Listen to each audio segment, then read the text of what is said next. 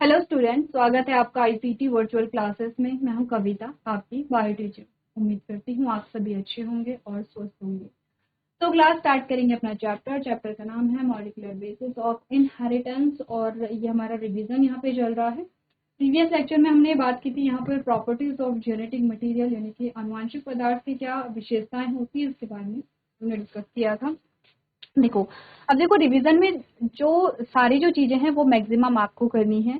जहां पर डाउट है वो आप पूछ सकते हैं। जो आपके प्रीवियस टॉपिक है वो आपको यहाँ पे रिवाइज करने हैं।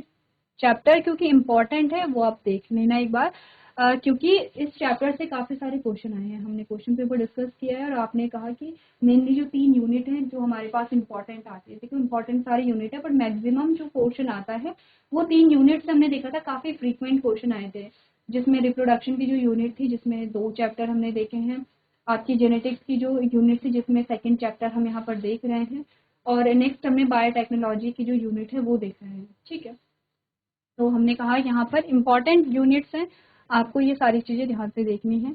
तो यहाँ तक जो बात है, हमने कहा था कि डीएनए ही जेनेटिक मटेरियल होते हैं। उसके क्या प्रूव है, उसके लिए हमारे पास कुछ एक्सपेरिमेंट यहाँ पर आते हैं कुछ प्रॉपर्टीज जो जेनेटिक मटेरियल की होती हैं, जिसमें हमने कहा जो प्रॉपर्टीज हैं, सबसे पहले तो डीएनए में जो रेप्लिकेशन, डीएनए या जो जेनेटिक मटेरियल है उसमें रेप्लिकेट होने की जो प्रॉपर्टी है वो होनी चाहिए। ठीक है, ये केमिकली स्ट्रक्चरली स्टेबल होना चाहिए। ये it should provide a scope for a slow changes mutation के लिए ये यहाँ पर फ्लेक्सिबल होना चाहिए। अब म्यूटेशन जो होता है वो ऐसा नहीं कि कुछ सालों में हो जाए, कुछ महीनों में हो जाए, बहुत टाइम लगता है। आपने कहा कि बहुत सारी जनरेशन यहाँ पर लग जाती हैं और तब जाकर के इवोल्यूशन आपको देखने को मिलता है। ठीक है, चलिए नेक्स्ट हमने कहा था हम प्रॉपर्टीज देख रहे थे। बेसिकली डीएनए और आरएनए की हम प्रॉपर्टीज देख रहे थे, और डीएनए और आरएनए की प्रॉपर्टी में हमने क्या बात की है, हमने कहा the alcohol group on 2nd carbon, ठीक है, present at very nucleotide in RNA is a reactive group and make RNA liable and easily degradable, hence it is reactive। तो आपने बोला, जैसे हमने बात की थी जब हमने पेंटोज शुगर बनाए थे और हमने कहा था कार्बन नंबर 2 पे OH ग्रुप है, किसमें, आरएनए के जो पेंटोज शुगर है राइबोज शुगर में। आरएनए की बात करें तो डीऑक्सी राइबोज शुगर मिलती है, जिसमें कार्बन नंबर 2 पे ऑक्सीजन जो है वो एब्सेंट होता है, ऑक्सीजन प्रेजेंट नहीं होता है। तो कार्बन नंबर 2 पे ऑक्सीजन का होना इसे रिएक्टिव बनाता है, इसीलिए हम कह सकते हैं कि आरएनए जो है वो कम स्टेबल है एज कम्पेयर टू आरएनए। ठीक है, आरएनए में क्योंकि ऑक्सीजन नहीं है तो जो कम, ये क्या होता है, फिर रिएक्टिव नहीं होता है। DNA is chemically less reactive and structurally more stable when compare to RNA.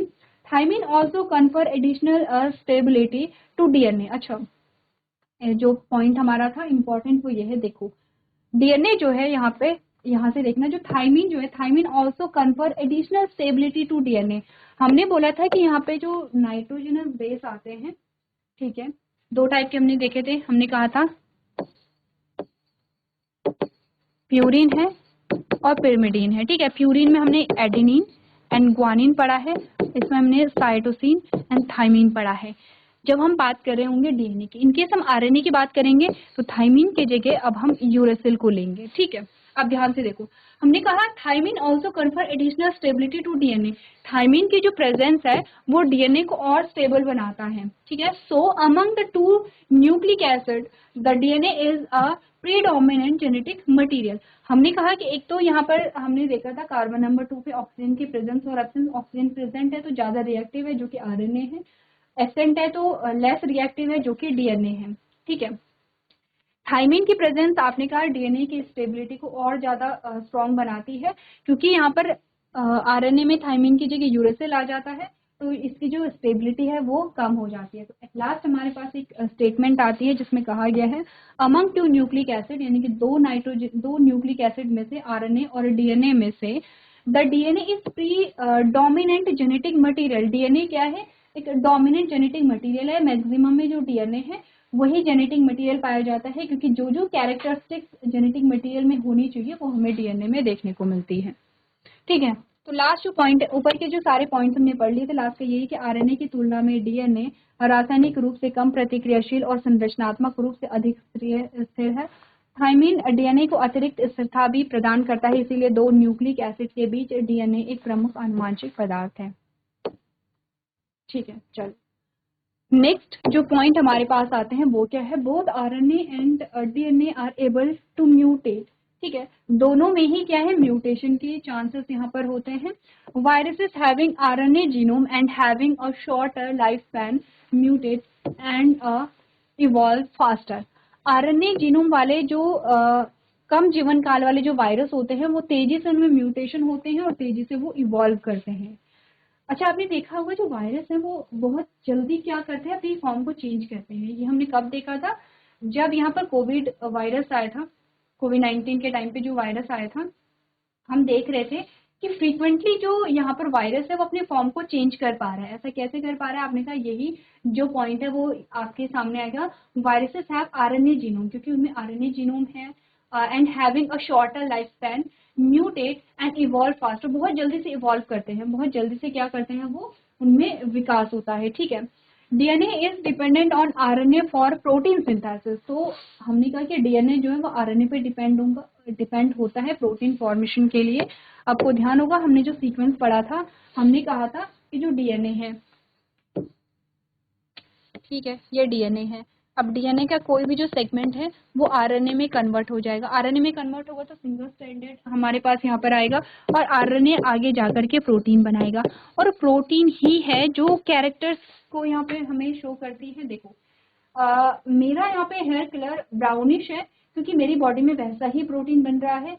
यहाँ पर मेरी आई अगर ब्राउन कलर की है या ब्लैक कलर की है, ब्लैक कलर की इट मीन्स की वैसा प्रोटीन मेरी बॉडी में बन रहा है। ब्राउन कलर है तो इट मीन्स की वैसा प्रोटीन मेरी बॉडी में बन रहा है। जैसा प्रोटीन मेरी बॉडी में बनेगा वैसे ही मेरे कैरेक्टर्स होंगे, मेरे यानी कि हम सभी के, ह्यूमन बीइंग के। इंटरनल कैरेक्टर हो या एक्सटर्नल कैरेक्टर हो, मेरी बॉडी में जो ग्रोथ हार्मोन रिलीज होता है, ठीक है, जो कि हाइट के लिए रिस्पॉन्सिबल होता है, उस हार्मोन को रिलीज करने के लिए भी प्रोटीन यहाँ पे रिस्पॉन्सिबल होगा। तो मेरी बॉडी में जो प्रोटीन है वो कैसे बन रहा है, किस तरीके का प्रोटीन जो बन रहा है वो यहाँ पे निर्धारित करता है कि मेरी बॉडी में ग्रोथ हार्मोन कितना रिलीज होगा, ज्यादा रिलीज होगा, कम रिलीज होगा या नॉर्मल रिलीज होगा। उसी के अकॉर्डिंग मेरी जो हाइट है वो यहाँ पे डिसाइड होती है। ठीक है, तो हमने कहा जो डीएनए है वो आरएनए पे डिपेंड होगा प्रोटीन सिंथेसिस के लिए, while RNA can directly code for it. और आरएनए क्या करता है, डायरेक्टली प्रोटीन के लिए कोड कर सकता है। अच्छा, जब हम चैप्टर पढ़ रहे थे तो हमने सारी चीजें पढ़ी थी, ट्रांसलेशन, ट्रांसक्रिप्शन, सारी चीजें पढ़ी थी। ठीक है, रेप्लिकेशन, ये सारे टर्म्स हमने पढ़े थे और हमने समझा था कैसे आरएनए से कैसे डीएनए से आरएनए और आरएनए से प्रोटीन बनती है। ठीक है, the protein synthesis machinery has evolved around RNA. This concluded that the DNA being more stable in suitable for a shortage of genetic information, while for the transmission of genetic information RNA is suitable. ठीक है, तो देखो दो चीजें हैं। आपने कहा conclusion हमें क्या मिला, यहाँ पर जो इंफॉर्मेशन या प्रोटीन के फॉर्मेशन के लिए आपने कहा कि डीएनए जो है वो आरएनए पे डिपेंड होगा। ठीक है, तो दोनों किस किस अपने अपने काम के लिए सूटेबल है। अगर हम बात करें डीएनए के बारे में, आपने कहा डीएनए इज सूटेबल या DNA is more suitable for storage of genetic material. अगर हम बात करें कि जेनेटिक मटेरियल को स्टोर करने के लिए डीएनए ज्यादा स्टेबल है। ठीक है, क्योंकि उसका स्ट्रक्चर स्टेबल है, केमिकली और स्ट्रक्चरली वो स्टेबल है, यहाँ पे वो रेप्लिकेट यहाँ पर कर पाता है। ठीक है, और अगर हम बात करें while the transmission of genetic material, अगर ट्रांसमिशन के लिए आरएनए सुटेबल है, ट्रांसमिशन इट मीन्स यहाँ पर आपने कहा जो ट्रांसमिशन की जो प्रोसेस होती है वहां पर आरएनए जो होगा वो ज्यादा सुटेबल होगा। तो अपने अपने काम में दोनों यहाँ पे सुटेबल होते हैं। ठीक है, तो डीएनए प्रोटीन संश्लेषण के लिए आरएनए पर निर्भर है, ये हमने बात की है। चलो यहाँ तक, तो यहाँ तक हमारे जो कैरेक्टर्स होते हैं और जो डिफरेंसेस या जो कंपैरिजन होता है वो डीएनए और आरएनए का हमने देखा है। एक बार आप लोग इसे रीड कर लेंगे। चलिए, तो ये आपने रीड कर लिया होगा, आगे बढ़ते हैं। Replication scheme. अच्छा, एक चीज जो आपने ध्यान देनी है वो ये है, ये आपके पास आया है रेप्लिकेशन। ठीक है, जो सबसे पहला जो हमारे पास जो यहाँ पे प्रॉपर्टी आई थी जेनेटिक मटेरियल की, genetic material should be able to replicate, यानी कि इसमें रेप्लिकेशन की जो एबिलिटी है वो होनी चाहिए। तो रेप्लिकेशन स्कीम हमारे पास आती है। अब देखो प्रीवियस लेक्चर में हमने देखा था, सबसे पहले हमने रेप्लिकेशन देखा था कैसे होता है रेप्लिकेशन, यानी कि जो डीएनए है, डीएनए से डीएनए कैसे बनता है, डीएनए से आरएनए कैसे बनता है, आरएनए से प्रोटीन कैसे बनता है, और तब हमने पूरी थ्योरी को पढ़ा था। इस बार पहले हम यहाँ पे थ्योरी पोर्शन पढ़ेंगे जिससे कि आप रिकॉल करेंगे सारी चीजों को, कोशिश ये करनी है कि आप खुद से टॉपिक को रिवाइज करें और इससे आप समझ पाएंगे कि आपका जो टॉपिक है वो कितना क्लियर है, आपको कितना काम करना है, कितना रिवाइज यहाँ पर करना है। ठीक है, तो रेप्लिकेशन स्कीम में सबसे पहले हमने कहा replication scheme for replication of DNA termed as a semi conservative DNA replication. अच्छा, ये जो टर्म है सेमी कंजर्वेटिव डीएनए रेप्लिकेशन, ये टर्म क्यों दिया है हमने डिस्कस किया था, हमने यहाँ पे स्टार भी किया था कि जो टर्म्स है वो ध्यान रखने हैं, कभी कभी आपसे टर्म पूछ लिए जाते हैं। ये जो टर्म है semi conservative DNA replication, DNA replication हो रही है, डीएनए से डीएनए बन रहा है, लेकिन सेमी कंजर्वेटिव डीएनए क्यों हम इसे कह रहे हैं? मैं एक यहाँ पे स्ट्रक्चर बना रही हूँ और इससे आपको आइडिया लगाना है कि ऐसा क्यों हमने कहा है। अच्छा, ये क्या है ये भी आप समझ रहे हैं, ये डीएनए है यहाँ पे,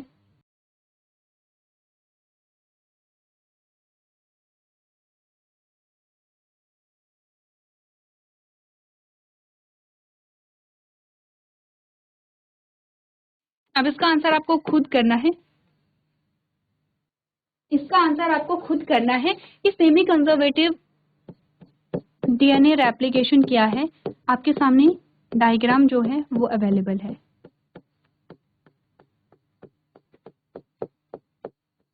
बताइए क्यों हमने इसे सेमी कंजर्वेटिव डीएनए रेप्लिकेशन कहा है?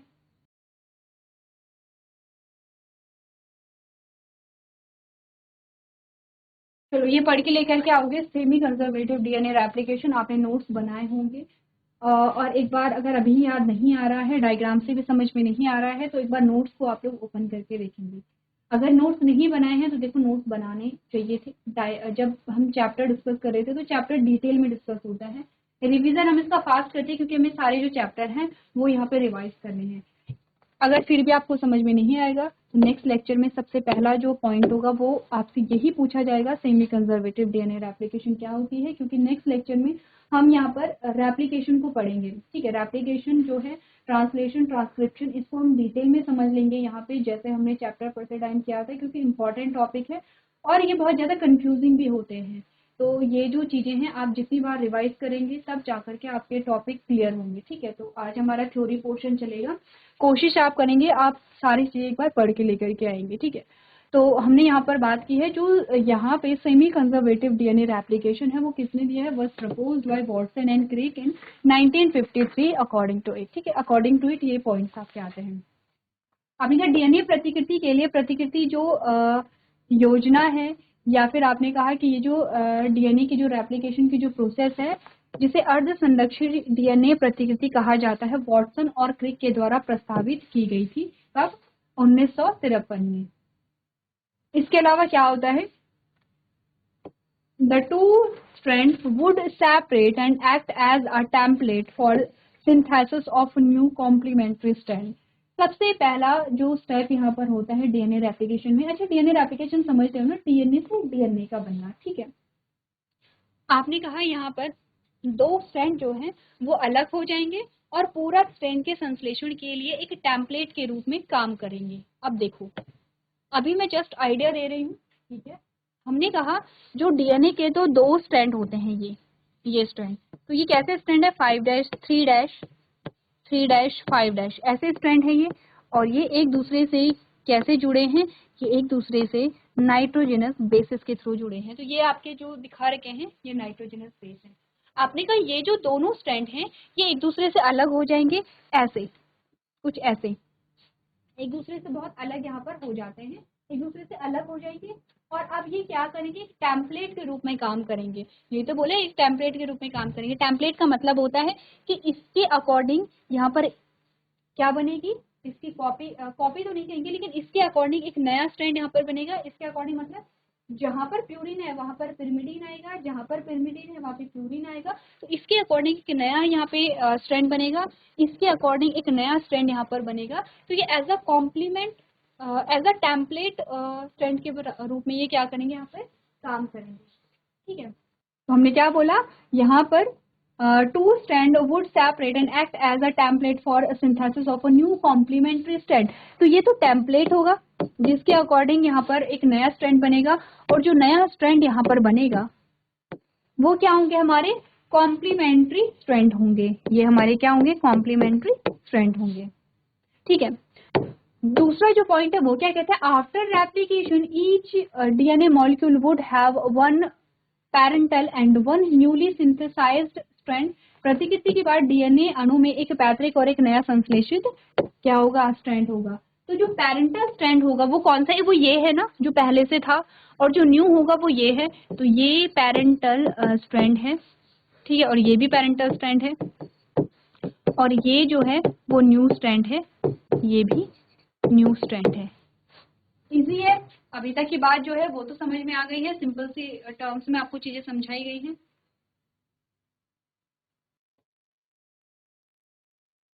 चलिए, यहाँ तक की बात क्लियर है। अब देखो, ऐसा नहीं है कि सिर्फ हमें रीड करना है, आपको ये भी देखना है कि आपने डायग्राम कैसे कैसे बनाए हैं। ठीक है, चलो नेक्स्ट पॉइंट में।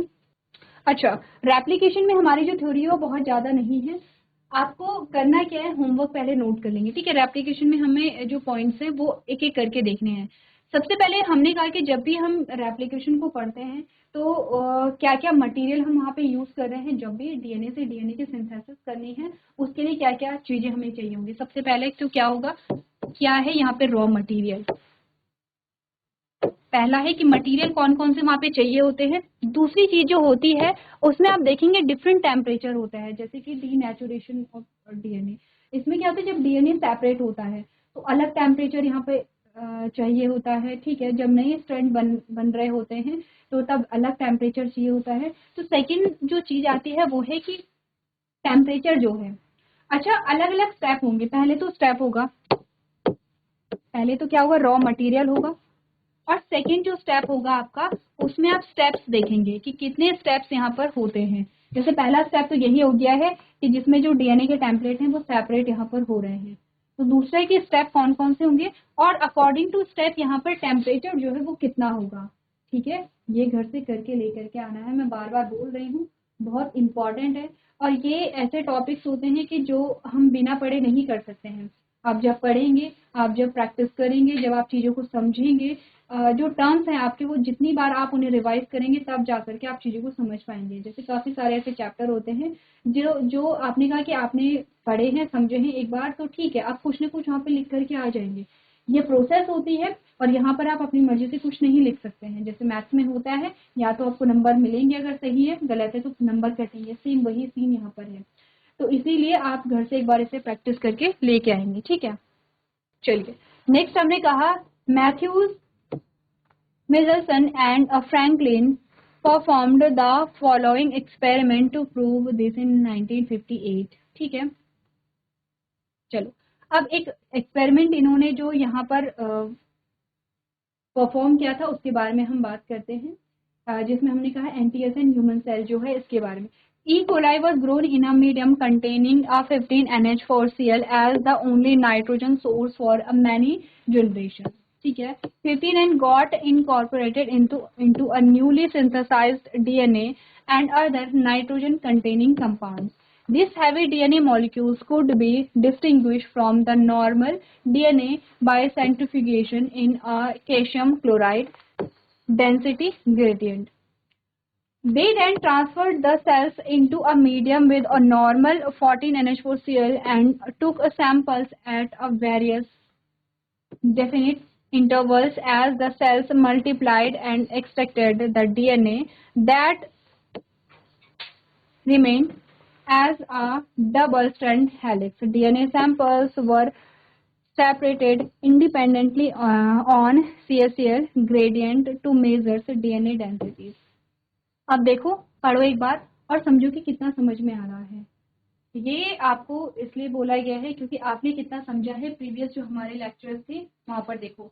सबसे पहले हमने कहा कि जो, अच्छा ये जो पॉइंट है ये पिछला है। ठीक है, जो रेप्लिकेशन का है कि प्रतिकृति के बाद डीएनए अणु में एक पैतृक और एक नया संश्लेषित जो स्ट्रैंड है वो हो जाता है, वो होता है। प्रायोगिक प्रमाण की डीएनए अर्ध संरक्षित रूप में प्रतिकृति करता है, पहले ई कोलाई से और बाद में उच्च जीवों जैसे कि पौधे और मानव कोशिकाओं से आता है।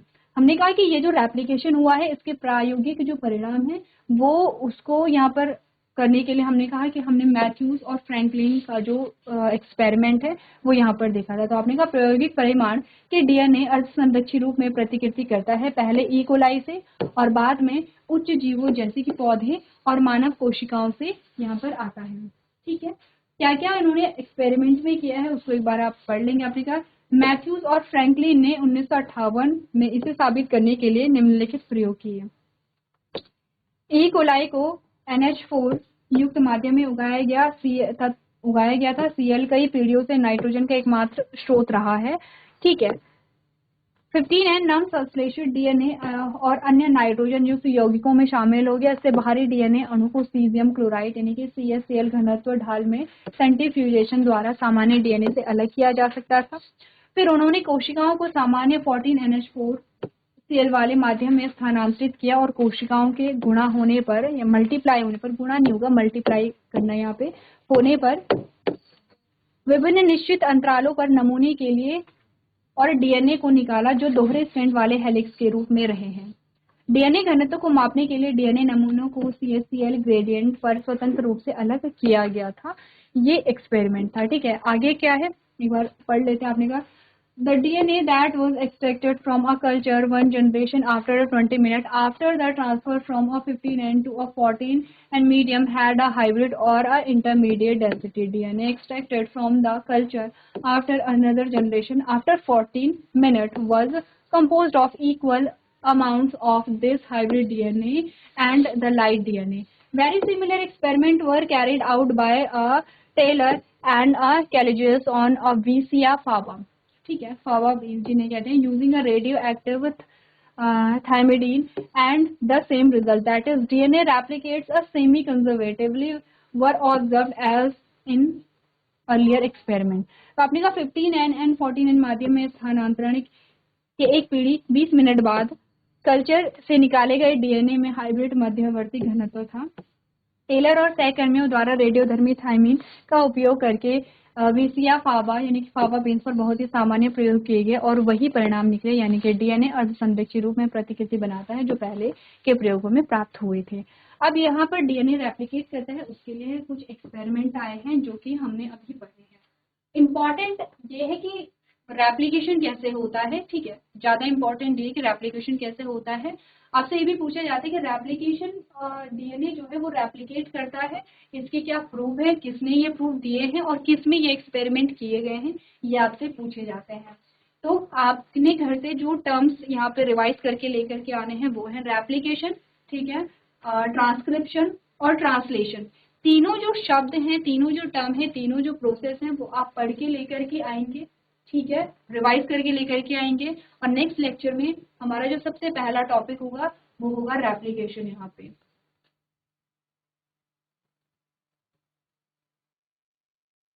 चलिए, तो आपने होमवर्क नोट कर लिया है, आप लोग एक बार घर से पढ़ के लेकर के आएंगे। तो चलिए आज के सेशन में हम इतना ही करेंगे। अभी तक क्लास में बने रहने के लिए आपका धन्यवाद।